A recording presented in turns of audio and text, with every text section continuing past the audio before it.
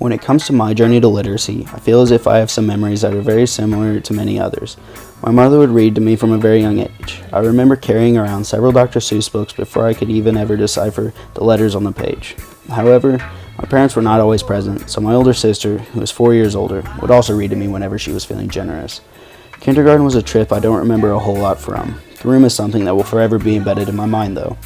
There was a large alphabet banner that lined the top of the walls around the room, as well as a foam puzzle piece floor mat.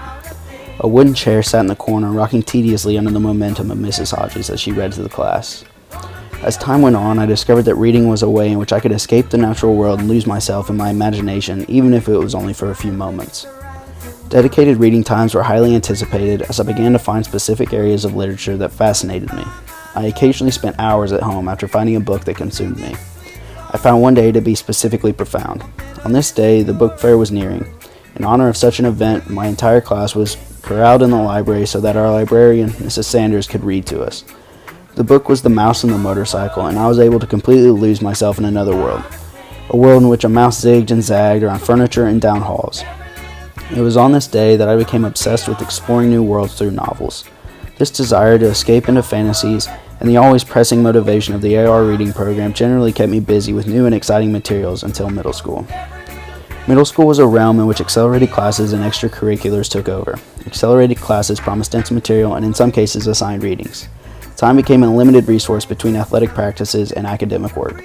Assigned readings began to stifle the joy that I once experienced from reading. Works such as A Tale of Two Cities or Hamlet had my mind swimming as I struggled to grasp early English diction.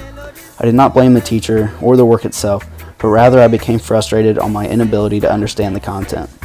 I slowly began to slip into a rut.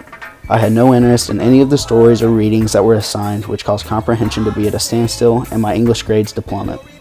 I continued to trudge through English and writing classes until my sophomore year of high school. This is the year that I walked into Mr. Lydon's class, which altered my view of not only reading but writing as well. I found that I could even find joy in some of the assigned readings in this class. I was able to do this by finding something relatable in the literature. The smallest similarity between me and a character had the ability to completely flip my view of a novel. It was in this class that I also learned how to place myself in the shoes of said relatable character, and then portray what the author was trying to say. Thanks to Mr. Lydon and his teaching, I was once again able to find joy not only in reading others' work, but also by creating my own, which caused my grades to gradually climb and my confidence to soar.